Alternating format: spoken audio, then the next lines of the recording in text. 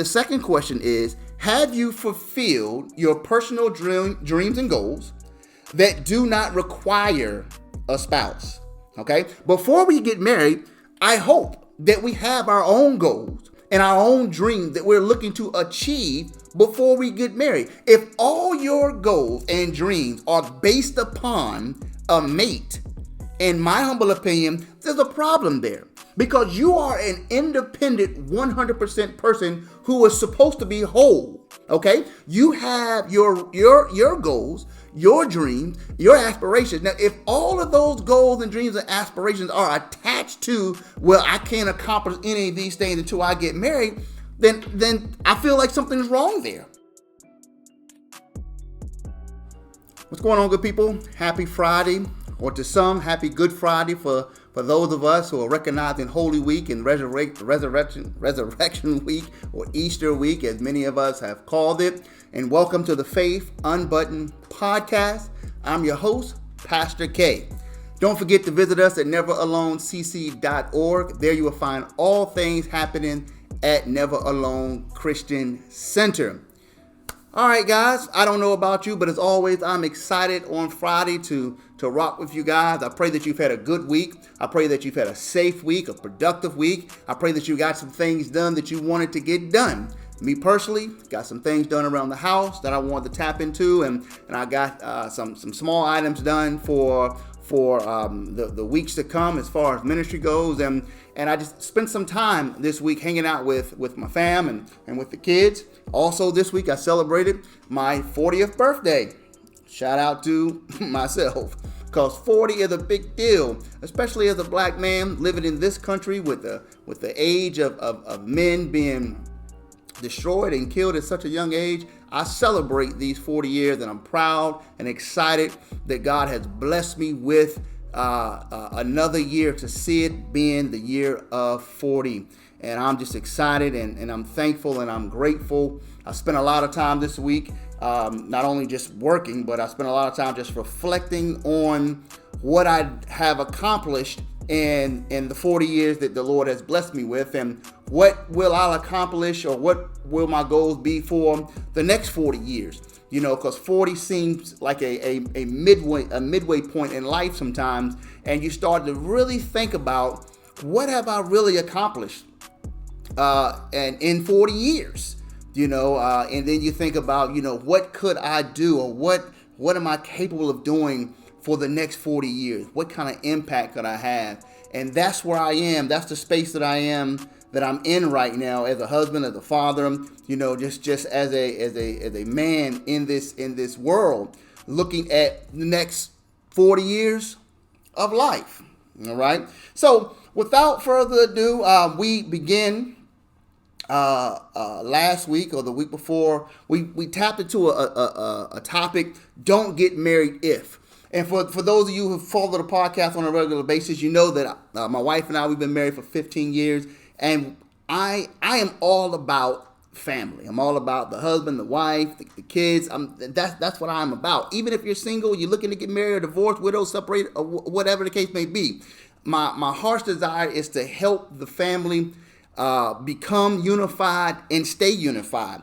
But I say that to say, because this particular topic on don't get married if, it is a topic on being prepared and understanding, if marriage is really what you desire to do. Some people may consider me still old school that I even talk about marriage, because the new generation, marriage is sometimes, for a lot of them, not all of them, it's something that's on the back burner. They live together for a few years. They merge their finances, and if they get married, then fine. They look at it for various reasons, not only from a religious aspect, but they look at it as a financial aspect. Who can afford a $15, $20, $30, $40, $60,000 wedding, and things like that. But obviously, as a pastor, as a Christian, I still believe in some of the traditional things, such as getting married, okay?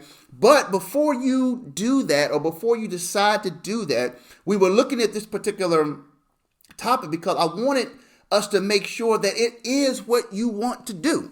It is beneficial for you. It's beneficial for your particular, your potential partner. And I just want you to understand that, that marriage is a crowning achievement. It is a marvelous thing, and it has its various ups and downs. But I believe that it holds a very, very special place, in the heart of not only of our Heavenly Father, but I think it has the potential to hold a special place in your heart and the heart of your partner if that is what you want to do. All right. So this is our podcast number 3 on this particular topic. Don't get married if. Now, if you missed previous podcasts, listen, it's cool. You're already on the YouTube channel. Just stay on the playlist or check out the playlist, the Faith Unbuttoned podcast, and grab the previous 2 podcasts so that you can marry them up with this particular number 3, podcast number 3, because I don't want you to miss any of the information. Now, we left off, I'm just going to give just a 15-second review where we left off the last time we were talking about this particular topic. We were talking about, are you willing to learn and change for the benefit of unity? Because this is a unity, this is a bond, this is a connection. Some people have termed it or deemed it a business transaction. I think that's a bit extreme, but it is in some respect a transaction of 2 people marrying up or getting together and combining many resources, having a family, building a family. So yes, there is a significant emphasis on partnership. Okay, so you want to make sure that the partner that you are choosing is not only a partner that you're choosing because of looks or because of financial income or because of their accolades or because of their job or their academics. You want to make sure that the partner that you're desiring to connect with and spend your life with is bringing a puzzle piece to your life that connects with the puzzle that you are trying to develop and that you all are trying to develop together. So when we asked the question last week, are you willing to learn and change for the benefit of unity? We looked at some things that have to go away. 3 particular questions that I'm going to read real quickly, and we're going to jump to our new information here. So we asked the question, or we said rather, these are some of the things that if marriage is something that you want to do, these things have to go away. And we said the question number 1 was, this is just who I am. If your mindset is still at the place of, well, this is just who I am, I'm set in my ways, if he don't like me or if she don't like me like this, then I'm sorry. Well, then listen, as they say, that's a red flag. This is not the place you want to be, or not a person you want to be with, who is telling you from day one that they are not ready to change. They don't want to change. They don't want to change their character, their personality trait. They don't want to change their thinking pattern in order to unify themselves with somebody. And I heard this week, and I was reading some podcast or some article saying, well, why does the woman always have to change? Or why does the man always have to change? You are changing because you're changing a position in life. You're now going from single to married. Now, I'm not saying change who you are. You have to continue to be who you are. But some things in life have to change because the life you live as a single person is not the same life you live as a married person. Or should I say it shouldn't be? The second question we said is that a lot of times that has to go away is, well, just do you. There's no do you. There's do us. There's no, I'm just going to do my own thing and you kind of do your own thing, and then we come back together. Now that, to me, in my opinion, humble opinion, that's an unhealthy way to run your marriage. Now, there are many marriages out here that, as we know, they are open marriages. They are married. They're combined their finances. They have their kids. They live in a house together, but it's a known fact within the house that the husband is able to go out and have a side chick, or the wife is able to go out and have a side dude. That is not scriptural. That is not biblical. That is unhealthy. But listen, I'm a realist. I am a very, very different pastor. I don't agree, but I acknowledge that this type of lifestyle exists. Okay? So the do you mentality, in my opinion, based upon what marriage should be, in my opinion, based upon the word of God. Okay? There's no do you, it's do us. All right? And the third question we said, and we're going to jump right to this new information here, and I want to get to this question, is we said that this is another thing that has to go away, and we put this on the man. a lot of times the man always says or sometimes says, I'm good. The wife says, well, what's going on today? I'm good. Sir, you're not good. You're not good. Mentally, physically, spiritually, you're not good. I can look in your eyes, husband, and I can see that you're not good. You're weak, you're tired, you're upset, you're angry, you're depressed. I don't know what it is, but you're telling me that you're good, and I can clearly see that you're not good, husband. This is what the wife is saying. This is what the girlfriend is saying. The fiance is saying to you, and you're not unwilling as a man to accept that you're not good. Now, if we want to get married, because the topic is don't get married if. Now, listen, a woman, potential mate, you're seeing the person you're dating, and you see something that's clearly wrong. And you ask them, hey, what's good? What's going on, hon? What's up? And they give you responses, I'm good. That they're unwilling to open up. They're unwilling to talk about it. They don't want to discuss anything. That is a problem because you want a mate, a spouse who is willing to open up and talk. You want somebody who's willing to open up and talk, and people say, well, they should need to talk to a therapist or talk to a counselor. That may be true, but you still want them to be able to talk to you because they live with you. All right. So let's look at this second question here. That second question that we're looking at in our topic here. Now, once again, if you're just joining the podcast, it's cool. Maybe you're tapping into the replay. Welcome. All right. Faith on Button Podcast. I'm your host, Pastor K. All right. Don't get married if. Now, we're looking at our second question here in this particular topic. All right. And the second question is, have you fulfilled your personal dreams and goals that do not require a spouse? Okay. Before we get married, I hope that we have our own goals and our own dreams that we're looking to achieve before we get married. If all your goals and dreams are based upon a mate, in my humble opinion, there's a problem there because you are an independent 100% person who is supposed to be whole. Okay, you have your goals, your dreams, your aspirations. Now, if all of those goals and dreams and aspirations are attached to, well, I can't accomplish any of these things until I get married, then I feel like something's wrong there because you're depending on another individual coming into your life to fulfill your goals and dreams. Now, some of your goals and dreams may be to have a home with a spouse, to have children with your spouse, to build generational wealth and financial wealth with your spouse. Okay, those are dreams and goals and aspirations that you may have that you may desire with a spouse. But have you fulfilled your personal goals and dreams that don't even include the spouse? Let me give you an example. Okay, say you want to be a lawyer, you want to be a doctor, you want to be an engineer, you want to be a dancer, you want to be a snowboarder. I don't know, whatever you want to be. Okay, so you want to be this great thing. You want to be an entrepreneur. You want to start a business, whatever. Okay, you want to do this. All right, you get married, 5 years into the marriage, 6 years into the marriage, 10 years into the marriage. Then you roll over to your husband or roll over to your wife. You say, you know what? I want to start a business. I'm going to take $40,000, $50,000 out the savings account. I'm going to start a business. Whoa. Wait a minute. As Kevin Hart would say, wait a minute. What do you mean you're taking money out the savings account to start a business? Where'd this come from? Well, you had a dream and a goal that you never fulfilled when you were single. Now you want your spouse to latch on to the dream and goal that you had before you even got married.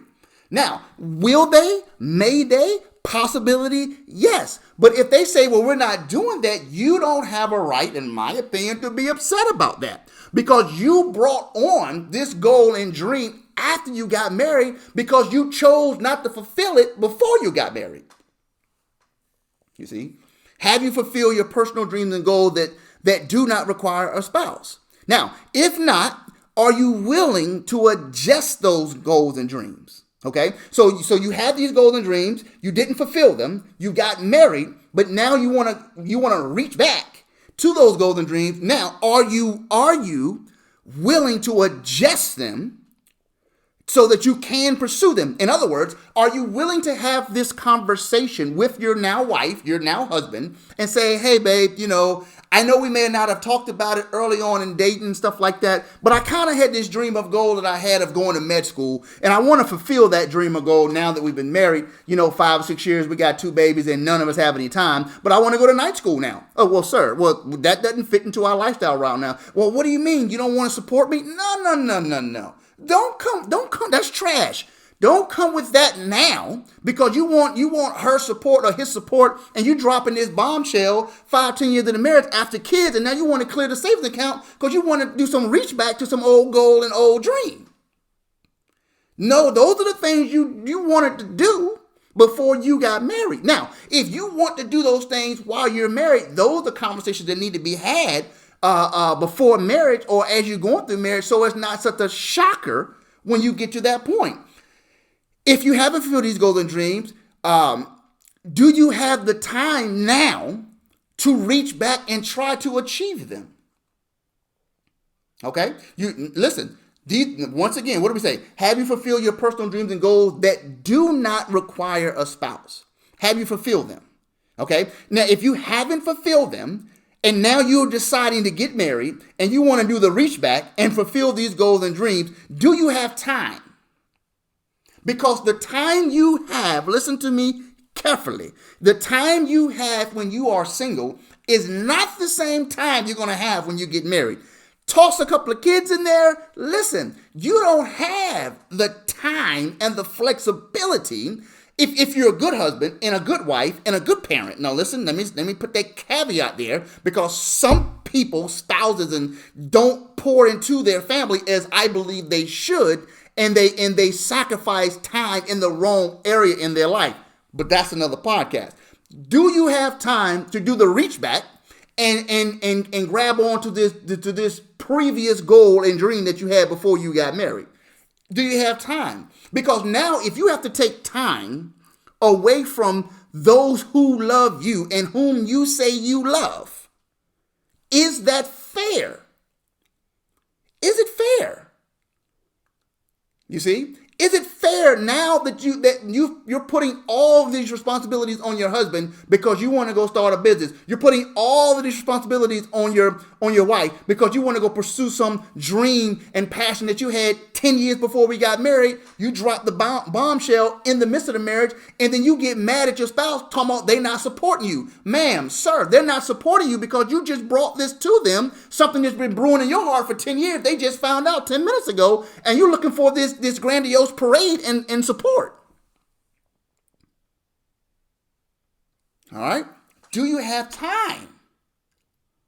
Do you have time? If you haven't fulfilled your personal dreams and goals that have been in place before you got married, what is your plan?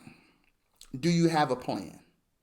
All right? You had this dream, you had this goal that you wanted to do when you were single. You didn't accomplish it.